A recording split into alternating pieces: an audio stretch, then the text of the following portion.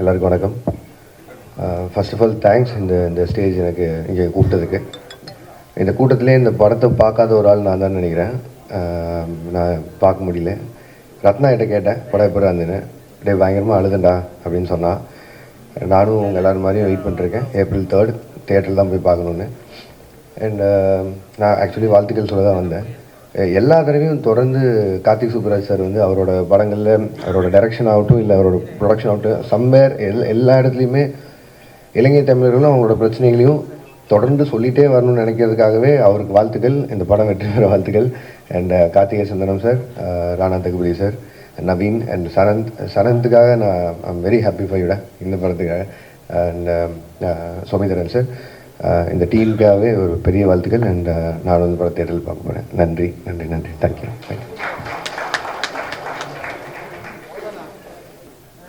நன்றிகள். All is fair in love and வார்னு சொல்லுவாங்க. காதல் எல்லாமே ஃபேராக இருக்கலாம், ஆனால் போரில் எல்லாமே ஃபேராக இருக்கலாமா அப்படிங்கிறத பேசுறது தான் இந்த திரைப்படம். இந்த திரைப்படம் எவ்வளோ முக்கியமான ஒரு திரைப்படம், எவ்வளோ நுட்பமான விஷயங்களை பேசுது அப்படிங்கிறத நல்லா புரிஞ்சுக்கிட்டு இதுக்கு முன்னாடி இருந்தே ஒரு மிகப்பெரிய சப்போர்ட்டாக இருந்து இன்னைக்கு வாஞ்சியோடு இங்கே வந்திருக்கக்கூடிய நடிகர் மற்றும் தயாரிப்பாளர் திரு ராணா அவர்களை அன்போடு மேடை கழிக்கிறோம். Hello, good evening. மேடையில் பேசுகிற அளவுக்கு தமிழ் எனக்கு தெரியாது, அது உங்களுக்கு எல்லாம் புரியும். So I'm just going to continue in English. Soumithran made a very personal story. It says it's memories of a war child. But those personal stories become very important stories for generations ahead. I saw so many directors speak where in the West you have anything that happens of conflict, of war. So many films are made. Whether it's the time in Germany, whether it's the time in Vietnam. I think all of us in India know those stories through the films they've made. But issues and conflicts that happened in our land to our people in India and outside of India are not spoken enough. At Spirit Media about 5 years ago, we took an extreme effort to say, let's tell cultural stories, doesn't matter which language it's from. We started stories from Malayalam, we told stories from Marathi, now Tamil, Telugu obviously has been home. And I just first have to thank Karthik and the team to just support cinema like this. It's indie, it's important, it is soul, it is who we are. Being associated with this film is a huge honor. A bunch of you all were thanking me, but it's really, I have to thank all of you. And what a fine craftsman, man, you are, Soumithran, really.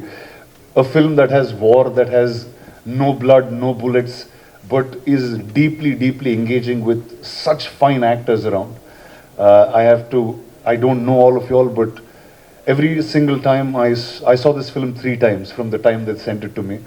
The first, you came like in the middle of the night, I think at some point, to say, okay, let's watch the film now. I said, dude, I'm sleepy, let me watch it in the morning.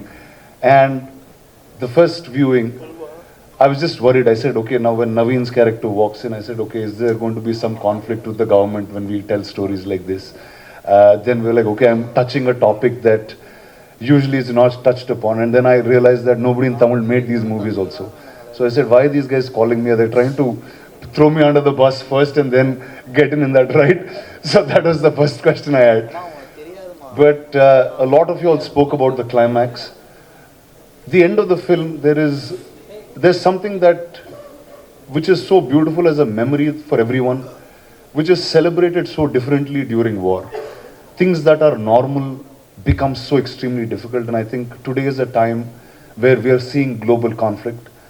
And all of you all said if a bomb is thrown some other part of the world, there's no gas in India right now in our house. So I think from tiny things like this, we will be in a situation where this might become our reality. So I think telling stories like this is very important. Cinema is the only place that you can tell it and you can have a sense of reality.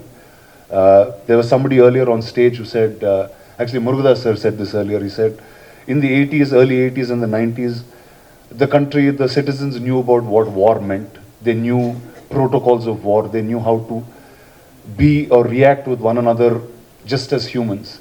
I think that is forgotten in this generation and this time. So I think Neelira will become a very, very important film for now and times to come. So thank you, and thank you for getting this film to me, guys. Thank you so much. நம்முடைய கதைகளை நாம் சொல்லும் வரை எதிரிகள் சொல்வதுதான் நம் வாழ்க்கை, எதிரிகள் பேசுவதுதான் நியாயம். அந்த இடத்துல இருந்து தான் நீலிராவை பற்றி பேச ஆரம்பிக்கணும்னு நினைக்கிறேன். இந்த படம் ஈழத்திலிருந்து வந்த ஒரு இளைஞன் தன்னுடைய வலியை, தன்னுடைய நினைவுகளை ஈழத்திலிருந்து வந்த இன்னொரு இளைஞனோடு சேர்ந்து படமாக பண்ணியிருக்காங்க. அந்த விதத்தில் நம்ம கதையை நாமே சொல்வதற்கான உரிமை, ஒரு அந்த டெமோக்ரஸி இன்னைக்கு இந்த இடத்துல இருக்கிறதே வந்து ஒரு பெரிய சந்தோஷம்தான். கார்த்திக் அண்ட் டீம், அதுக்கு உங்களுக்கு பெரிய hats off to you. And நீங்கள் வர்றது கூட பரவாயில்ல, ராணா இதுக்குள்ளே வந்தது தான் எனக்கு ரொம்ப I'm very happy that someone like Rana, who's from a different land where the standards of understanding is very different in terms of the conflict in Eelam and understanding. இங்கே நமக்கு நம் மக்கள், நம்முடைய சகோதரர்கள், அவர்களுடைய வலி நம்முடைய வழியாகவே பார்த்து வளர்ந்துருக்கோம். அவங்களுக்கு அப்படி இல்லை.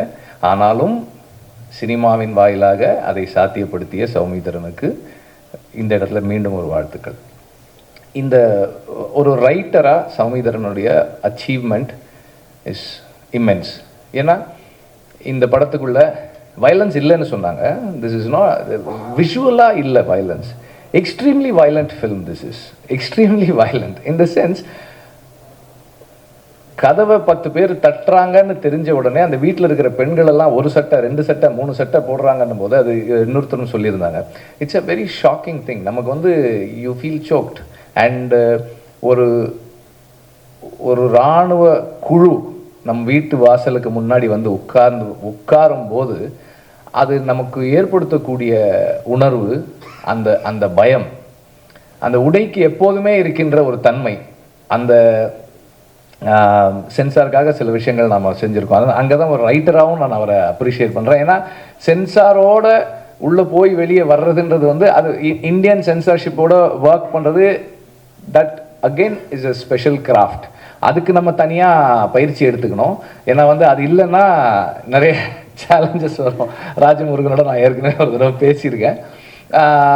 அப்போது நாம் சொல்ல வேண்டியதை சொல்வதற்கும் அவர்கள் எடுக்க வேண்டியதை கொடுப்பதற்கும் திட்டமிட்டு தான் நம்ம படம் எடுக்கிறோம்.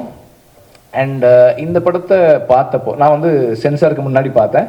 எனக்கு தெரிஞ்ச இன்டர்நேஷ்னல் ஃபெஸ்டிவல் சர்க்கியூட்டில் ரெக்கமெண்ட் பண்ணுறதுக்காக இந்த படத்தை ஃபஸ்ட் டைம் நான் பார்த்தேன். அப்போ சென்சார் பண்ணப்படலை இந்த படம். இப்போ நேற்று பார்த்தப்போ சென்சார் பண்ணிட்டு பார்த்தேன். ஸோ சென்சார் பண்ணதுக்கப்புறம் நான் என்ன நோட்டீஸ் பண்ணியிருந்தேன்னா, இந்த படத்துக்குள்ள whatever that is overtly said has been censored, but the unsaid and the subtly said have been left there. And ஒரு போர் சூழலுக்குள்ள மக்களுக்காக போராடுகிற ஒரு இயக்கமும் மக்களும் என்னவாக ஒரு இராணுவ அமைப்பை பார்க்குறாங்க அப்படின்றது பல இடங்களில் இருக்குது. அவர் சொன்னார், சிலதெல்லாம் யாராவது சொல்லிடுவாங்களா அப்படின்னு யோசிச்சுருந்தேன். நான் எல்லாமே சொல்ல போகிறேன் அப்படின்ட்டு தான் வந்தேன் நான். ஆனால் இப்போது ஒரு கல்யாண வீட்டுக்கு 2 யங்ஸ்டர்ஸ் வர்றாங்க. அவங்கக்கிட்ட இவங்க சாப்பாடு கொடுத்து விடுவாங்க. போராளி இளைஞர்கள் வர்றாங்க, அங்கே இருக்கிறவங்களுக்கு சாப்பாடு கொடுத்துருவாங்க. இந்த கல்யாண வீட்டிலேருந்து சாப்பாடு போகுது. என்னம்மா சாப்பாடு, முட்டையா அப்படின்னு அந்த பையன் கேட்பான். ஆமாப்பா, எங்களுக்கு இது கல்யாண வீடு, அதனால் எங்களுக்கு மரக்கறி தான், நீங்கள் வர்றீங்கல்ல உங்களுக்காக நாங்கள் முட்டை செஞ்சுருக்கோம் அப்படின்னு சொல்லி அவங்க சொல்லுவாங்க. ஸோ தேர் இட் ஷோஸ் அந்த மக்கள் who are not part of the war, அவர்கள் வந்து நேரடியாக போரோடு தொடர்பில்லாதவர்கள், ஆனால் போரால் பாதிக்கப்பட்டவர்கள், அவர்கள் என்ன நிலைப்பாடு எடுக்கிறாங்க, அவங்க யாரோடு நிற்கிறாங்க அப்படின்றது இந்த படத்துக்குள்ளே இருக்குது. அண்ட் தொடர்ந்து ஒரு வார் என்ன மாதிரியான தாட் ப்ராசஸ் கிரியேட் பண்ணுது. This is not just the memory of a war child, it's the memory of anyone who has been through war. அதில் வந்து ஒரு அந்த 70-year-old actor who had his dreams stolen from him, ஒரு 40 வருஷம் கழித்து திரும்பவும் அவருக்கு கொடுக்கப்பட்டிருக்கு. அவர் இருக்கார், அவருடைய கதை இருக்குது. அண்ட் அந்த கல்யாணமாகி கிளம்பி போகிற அந்த பெண் இருக்கா, அங்கே இருக்கிற ஒரு ஃபோட்டோகிராஃபர் இருக்கார், அந்த பசங்க இருக்காங்க, அவங்க வந்து அதில் ஒரு வசனம் இருக்குது, டேய் இந்த துப்பாக்கியெல்லாம் அந்த துவக்கெல்லாம் எடுத்து போட்டு விளையாடுங்க. தூக்கு இல்லாமல் என்ன விளையாடுறது? ஒரு போர் சூழலில் வளர்கிற ஒரு குழந்தையினுடைய எண்ணம் என்னவா இருக்குது அப்படின்றது அதுக்குள்ளே இருக்குது. அண்ட் ஒவ்வொரு அந்த ஸ்கிரிப்ட் கன்ஸ்ட்ரக்ட் பண்ணியிருக்கிற விதமும் சரி, ஒவ்வொரு கேரக்டர்ஸுமே சரி, அண்ட் அதுக்குள்ளே வந்து இருக்கிற நியாயங்கள் பேசப்படும் போது அந்த கேரக்டர்ஸுடைய சில கேரக்டர்ஸோட நியாயம் வந்து ரொம்ப ஃபீபிளான நியாயமாக இருக்கும். அது ஒரு ஒரு தோற்றத்துக்கு நியாயம் மாதிரி தெரியும், ஆனால் வந்து நம்ம அப்படியே அவனுக்கே தெரியுதுப்பா அது உண்மை இல்லைன்ற மாதிரியான நியாயமும் இருக்குது. அது ஒரு ரைட்டிங் ஸ்கில் அண்ட் ஒரு சென்சர்ஷிப் டிகாய்னு கூட சொல்லலாம், இதை அப்படின்னு சொல்லலாம். But as everybody said, this film does not talk about hate, this film does not advocate violence. இது வந்து ஒரு பிரச்சார படம் இல்லை, ஒரு ஐடியாலஜியை தூக்கி பிடிப்பதற்காக பல கோடி செலவு பண்ணி எடுத்த படம் இல்லை, பல 100 கோடி சம்பாதிக்கணும்னு ஆசைப்பட்டு ஒரு வெறுப்பையோ அல்லது வன்முறையையோ பணமாக்க விரும்பாத ஒரு படம் இது. அந்த அடிப்படையில் this is a film which does not want to sell hate, caricature a race, a community, a religious sect. அதுபோல எதுவுமே இல்லாத ஒரு படம். யாரையும் நேரடியாக விமர்சனத்துக்கு உட்படுத்தாமல் சம்பவங்களை சொல்லுது. ஒரு சம்பவத்தின் வாயிலாக பார்வையாளனுக்கு ஒன்று கிடைக்குது. ஒரு ஏதோ ஒரு சாமியை தூக்கிட்டு வந்துகிட்டு இருப்பாங்க ஆட்கள், அவங்களெல்லாம் நிறுத்தி அவங்க ஐடி கார்டு செக் பண்ணுறாங்க. அது ஒரு சின்ன ஒரு காட்சி தான். அதுக்குள்ளே நமக்கு என்ன அண்டர்ஸ்டாண்டிங் வருது, அது ஒரு காட்சி தான். அது ஒரு it's a procedural scene. It has got nothing in it but a procedure, a normal procedure of someone doing due diligence.